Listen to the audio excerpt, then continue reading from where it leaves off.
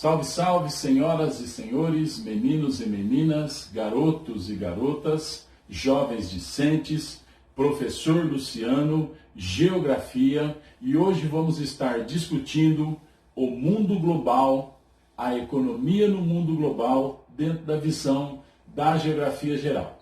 Vamos estar discutindo globalização, vamos estar falando das fases do capitalismo, vamos estar falando da divisão internacional do trabalho, vamos discutir sobre monopólios, oligopólios e termos mais recentes como cartel, trust, holding, smart money, e também vamos falar um pouco sobre o comércio mundial. Globalização, conjunto de ações que interligam as nações, tornando-as mais interdependentes em termos econômicos, políticos, culturais e sociais. Eu entendo a importância de posicionar vocês que o sistema capitalista que permeia a globalização provoca um avanço desigual. De que maneira? Maior competitividade por vagas de emprego, e temos que levar em consideração, é lógico, o que você está fazendo agora é estudar, mas temos que levar em consideração que o acesso à educação não é igual para todos, e uma educação de qualidade, ritmo e direcionamento desigual de acesso do fluxo às informações. Então as informações são geradas, mas ela não apresenta o mesmo ritmo e direcionamento para todos. Investimento desiguais em diferentes regiões, por exemplo, as multinacionais, as transnacionais são leoninas. Elas avançam aonde? Elas avançam aonde, me perdoem o termo, mas aonde elas podem explorar. Elas vão aonde tem legislações ambientais flexíveis, elas avançam aonde? Onde tem mão de obra barata, aonde elas não precisam realmente investir nos direitos trabalhistas do colaborador. Então, é um investimento desigual, degradação do meio ambiente, onde as leis ambientais são mais flexíveis. Isso é um resultado da globalização. Então, aonde os países, aonde as leis ambientais são flexíveis, essas multinacionais, essas transnacionais avançam. Este também é um reflexo da globalização que eu quero que você reflita. E, por exemplo, agora que estamos passando, por exemplo, essa epidemia, essa pandemia do Covid-19, a rapidez da propagação de crises como um todo, passamos agora há poucos anos atrás, uma crise econômica que veio assolando o mundo inteiro, e agora, por exemplo, não uma crise econômica, mas uma situação de saúde que está refletindo diretamente numa crise econômica, a rapidez dessa propagação devido à globalização. Aqui eu quero falar com os senhores um pouquinho sobre as fases do capitalismo. Então nós tivemos 3 grandes blocos: capitalismo comercial, a fase do capitalismo industrial e a fase do capitalismo financeiro. Século XV, grandes navegações. Nós tivemos a colonização da América, a primeira divisão internacional do trabalho, e nós já vamos discutir algumas lâminas aí para frente. Então, aqui ocorre a primeira divisão internacional do trabalho. No capitalismo industrial, nós temos a Revolução Industrial, liberalismo econômico, imperialismo, e a segunda divisão internacional do trabalho. E lá, terminando o século XX, as transnacionais, a chegada das transnacionais, monopólios e oligopólios, que nós já vamos discutir, neoliberalismo e uma nova divisão internacional do trabalho. Bem, quando nós falamos dessa primeira divisão internacional do trabalho, o que é que acontecia? As colônias, o que é que elas faziam? Elas extraíam metais preciosos, especiarias, elas eram tocadas por escravos, e o que acontecia? As metrópoles, o que é que elas faziam? Elas recebiam esse material, tá? Manufaturavam e aí redistribuíam, por exemplo, para estas colônias a um preço muito maior, e este ciclo se seguia. Alguém produzindo algo valioso, mas vendendo não manufaturado para a metrópole, ela trabalhava esse material e vendia a um preço maior para eles, certo? E esse ciclo se perpetua até hoje, na realidade, tá? Uma nova divisão do trabalho. Então, países subdesenvolvidos e não industrializados, trabalhando sempre com commodities, vamos usar esse termo, né? Produtos primários, agrícolas, minerais e fósseis, eles vêm para os países desenvolvidos e o que é que acontece aqui? Esses produtos são industrializados, em geral, eles possuem uma tecnologia muito superior, e consequentemente têm capital, certo? E investem nesses países subdesenvolvidos e não industrializados. Eles investem lá por quê? Porque lá, principalmente aqui na Ásia em particular, o nosso próprio Brasil, da onde vos falo, então o que acontece? Nós temos muita mão de obra e pouca oferta de emprego. Consequentemente, abaixa-se o valor da hora trabalhada, abaixa-se o valor da mão de obra. E, consequentemente, essas multinacionais, essas transnacionais sempre lucram, o seu lucro é maior, tá? Eles exploram na realidade. Eles trabalham de uma forma sempre leonina, explorando essa mão de obra que necessita de trabalho, na realidade, né? Então aqui vamos definir monopólios e oligopólios e vamos avançar em 3 conceitos: cartel, trust e hold.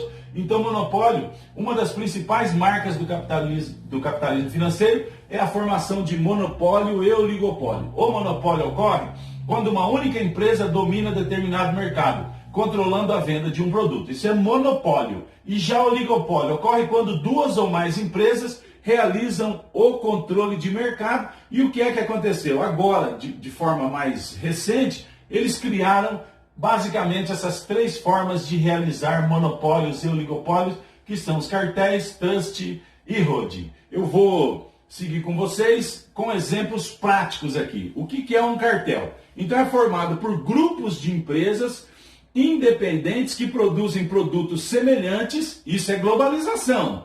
Produzem produtos semelhantes e fazem um acordo para dominar o mercado. No Brasil é entendido como um crime de ordem econômica. Por exemplo, vou citar um exemplo, vocês devem conhecer alguma cidade aí no Paraná, no Brasil, que fazem postos de gasolina, por exemplo. O preço é tabelado, mas não tabelado para baixo, o preço é tabelado para cima. Isso é um exemplo de cartel. Eles se comunicam, se conversam e dizem assim: vamos fixar o preço a tanto. E você, muitas vezes, se torna obrigado a abastecer naquele preço. Isso é um exemplo prático de cartel. Trust pode se apresentar de diferentes formas, tá? Assim como o cartel. Trust também pode se apresentar de diferentes formas. Mas é tipicamente um cartel, é o mesmo modelo do cartel, só que as empresas que se unem continuam sendo as mesmas. Como no caso, por exemplo, da Perdigão e da Sadia. Elas se uniram e formaram a Brasil Foods. Só que a Perdigão ainda existe e a Sadia existe. O que é que acontece? Isso é ruim por quê? Porque o que eles fazem? Eles tabelam o preço para baixo? Não, eles ajustam o preço para cima. Por quê? Eles dominam o mercado. Só eles, por exemplo, têm a linguiça lá, um exemplo, certo? O que é que acontece? Eles puxam o preço para cima, porque agora não tem mais uma concorrendo com a outra. São uma mesma empresa na forma de trust. Holding. O que é holding? É a forma jurídica de disfarçar um cartel ou trust. Eu coloquei aqui como no exemplo da Ambev, tá? Então os senhores já devem ter ouvido falar da Ambev. O que é que a Ambev fez? Ela comprou a Brahma, ela comprou a Antártica, comprou várias outras empresas, ela possui capital na bolsa, as pessoas vão lá e investem nessa empresa, e essa empresa faz o quê? Por exemplo, comprou a Brahma e a Antártica. Uma vendia cerveja, não sei, a R$5, a outra vendia a R$4,50. Daí na outra semana a outra baixava para R$4,10, a outra R$3,90. Agora não tem mais isso, porque pertence a uma empresa só. Eles puxam o preço lá para cima e ganham milhões com isso, tá? Essa empresa, por exemplo, também controla bebidas no Caribe, a Banks, a Deputy. Ela vai controlando o mercado, não necessariamente precisa atuar só no mercado de bebidas. Peguei a Ambev que atua, ou por exemplo, pode ser de um outro modelo, peguei aqui o Grupo Silvio Santos. São mais de 40 empresas controladas por uma holding. Jequiti Cosmético, Hotel Jequitimar, o Baú da Felicidade, Telecena, Emissora SBT. Uma empresa controla tudo isso. Você nunca paga menos por isso. Você sempre, infelizmente, paga mais, apesar de existirem leis antitrust, antigo cartel, esse controle que a holding vai fazendo, mesmo assim é pouco fiscalizado, você sempre vai pagando mais. Você pode ter certeza que você teve a sensação sempre que em 2019 você comprava um pouquinho mais com o salário do que você compra agora em 2020. Isso é porque as pessoas vão dando um jeitinho de sempre fazer você pagar mais em tudo. O termo Smart Money é o avanço tecnológico nos meios de comunicação que potencializou o desenvolvimento da globalização econômica. Então é um investimento, para ficar de uma forma mais clara, o que é o Smart Money? É um investimento feito por pessoas consideradas experientes e bem informadas. Essas pessoas muitas vezes fazem aportes financeiros em empresas ou te ajudam a fazer investimentos inteligentes. Coloquei aqui para vocês entenderem, investimentos em ações. Por exemplo, no sistema Home Broker. Então é uma plataforma que faz o quê? Faz a ponte entre o investidor e a Bolsa de Valores. Coloquei aqui 2 exemplos, não estou fazendo propaganda, só para facilitar, fazem propaganda na televisão essas empresas, a Easy Invest e a XP Investimentos. Ou coloquei aqui também um termo para os senhores se familiarizarem com eles, tá?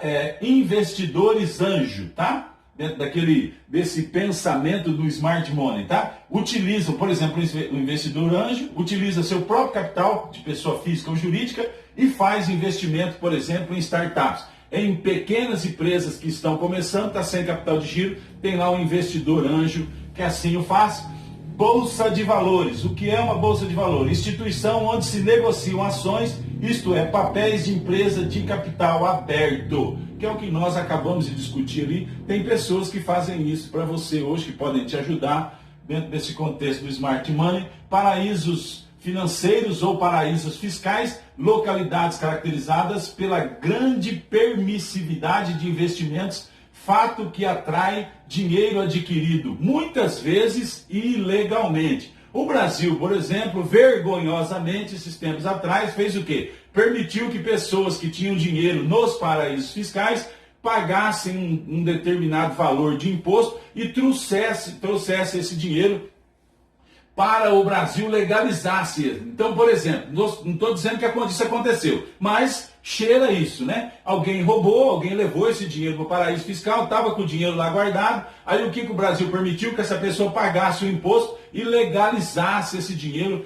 O Brasil estava atrás de recolher imposto, mas recolhendo imposto de um dinheiro que talvez tenha saído dos seus cofres ilegalmente. Neoliberalismo é uma política econômica que propõe minimizar a intervenção do Estado na economia. Gente, não vamos esquecer que lá atrás, quando a gente discutiu Fordismo, Toyotismo, teve um problema, uma crise, e o pessoal não queria consumir. O que é que o governo veio e fez e interviu? Interviu da seguinte maneira, propiciando melhores condições de trabalho, leis trabalhistas e também ajudando o que é criar empregos. Dentro da visão do neoliberalismo, propõe o que? Minimizar a intervenção do Estado na economia, ou seja, privatização de empresas estatais, a desregulamentação de mercados, desregulamentação dos mercados comercial e financeiro, e daí nós temos que ficar de olho, porque acontecem o que? Os monopólios, os oligopólios, cartel, trust, holding, tá? E a redução dos gastos públicos, que é um sonho, aqui no Brasil pelo menos, é o nosso eterno sonho. Aqui um mapa para os senhores observarem o quê? Observarem, aqui está em rosa, laranja, tá? Quando ocorre dentro do continente um comércio para fora da região. E está em azul quando acontece um comércio dentro da região. Então eles vão observar que a nossa linda América do Sul e Caribe fazem o quê?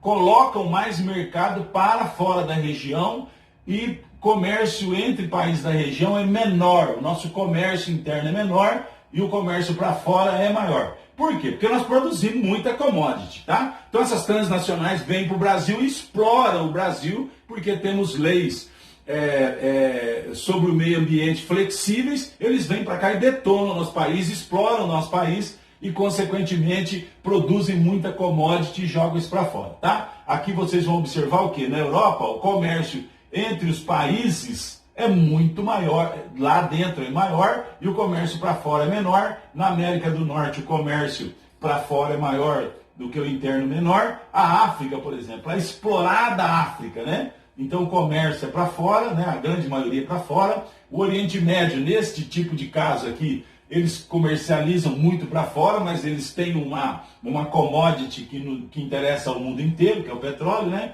A Europa do Leste e a Ásia Central, também muito comércio para fora da região e pouco comércio interno. A Ásia e a Oceania, metade e metade. A dimensão da seta significa estar diretamente ligado, de acordo com o descritivo que temos, ao valor que é comercializado. Vocês vão observar então que o valor que a Ásia em negócios que ela produz é muito alto, porque o mundo inteiro está direcionando negócios para a Ásia por causa de incentivo fiscal, também por causa da mão de obra barata, a exploração de mão de obra que acontece na Ásia, certo? Por outro lado, ficamos dependentes deles. Mais uma vez, me permitam, vou citar o Covid-19, tudo é produzido hoje basicamente na Ásia, porque nós temos mão de obra barata lá, China e Índia. O que é que acontece? Está o mundo inteiro dependendo de máscara, de EPIs, para cuidar do Covid-19, e a China estava fechada para o seu comércio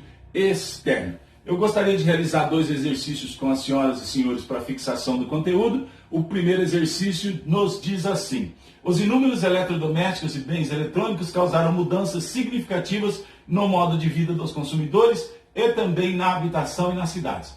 Com a massificação do consumo dos bens modernos, dos eletroeletrônicos e também do automóvel, mudaram radicalmente o modo de vida, os valores e a cultura e o conjunto do ambiente construído. Da ocupação do solo urbano até o interior da moradia, a transformação foi profunda. A pergunta é a seguinte, a afirmação e pergunta, né? Uma das consequências das inovações tecnológicas das últimas décadas, que determinaram diferentes formas de uso e ocupação do espaço geográfico, é a formação de grandes áreas metropolitanas. Formou-se grandes áreas metropolitanas que se caracterizam por, letra A, possuírem o mesmo nível de influência no cenário mundial. Não, com certeza não. As áreas metropolitanas que se formaram, nem todas produzem o mesmo tipo de influência no cenário mundial, até porque, assim, temos cidades que possuem grandes aglomerações, em particular na Ásia, por exemplo, que infelizmente é um desarranjo total, tá? Letra B, fortalecem os laços de cidadania e solidariedade. Tem produtos que vieram da globalização e que produziram também a formação, ajudaram na formação de grandes áreas metropolitanas, que não produzem a solidariedade, pelo contrário, te isolam, te separam do convívio. A letra C, constituírem um passo importante para a diminuição das desigualdades sociais causadas pela polarização social e pela segregação urbana. Constituírem um passo importante para a diminuição das desigualdades sociais. A globalização, na realidade, ela não existe apenas o formato que está sendo praticado hoje. Mas a globalização hoje está longe de fazer o quê? De diminuir as desigualdades sociais. Ela pode ser mudado o modelo, mas hoje isso não acontece, como nós colocamos lá no nosso segundo ou terceiro slide. Letra D, terem sido diretamente impactadas pelo processo de internacionalização da economia, sim, desencadeada a partir do fim dos anos de 1970. Essa provavelmente seja a nossa resposta certa. Letra E, terem sua origem diretamente relacionados ao processo de colonização ocidental do século XIX. Com certeza não. O Ocidente não teve esse tipo de influência. Resposta certa, como dissemos, letra D, terem sido diretamente impactadas pelo processo de internacionalização da economia, desencadeado a partir do fim dos anos 70. Questão de número 2. Diz assim no Enem: o intercâmbio de ideias, informações e culturas através dos meios de comunicação imprime mudanças profundas no espaço geográfico e na construção da vida social, na medida em que se transformam os padrões culturais e os sistemas de consumo e de produção, podendo ser responsável pelo desenvolvimento de uma região. Vamos aos questionamentos. Está assim descrito: muitos meios de comunicação, frutos de experiências e da evolução científica acumuladas, foram inventados ou aperfeiçoados durante o século XX e provocaram mudanças radicais, por exemplo, a diferenciação regional da identidade social por meio de hábitos de consumo. Gente, meios de comunicação influenciam hábitos de consumo, sim, mas nem todo mundo pode consumir o que ele vê, tá? Então, é importante entender que a globalização no modelo que é feito, tá? Ela precisa ser modificada. Então, com certeza, a diferenciação regional da identidade social por meio de hábitos de consumo. Muita coisa você vê, muita coisa você quer praticar, muita coisa você entende como interessante de ajustar, mas você não pode, você não tem condições financeiras. B, o maior fortalecimento de informações, hábitos e técnicas locais.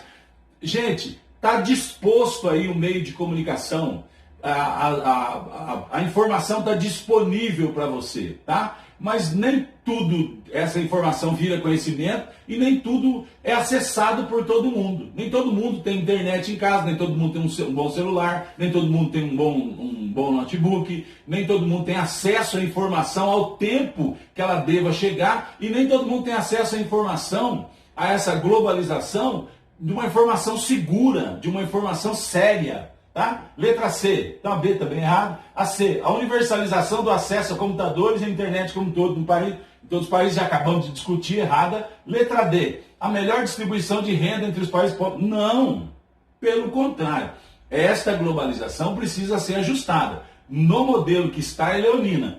Letra E, maior intercâmbio de informações entre diversos locais, sim. Facilitando a integração entre diferentes mercados financeiros. Sim, isso não significa que essa integração traga justiça para todos os lados. Mas essa letra E provavelmente seja a nossa resposta certa, ou seja, maior intercâmbio de informações entre diversos locais, facilitando a integração entre diferentes mercados financeiros. Quero agradecer a você e até mais.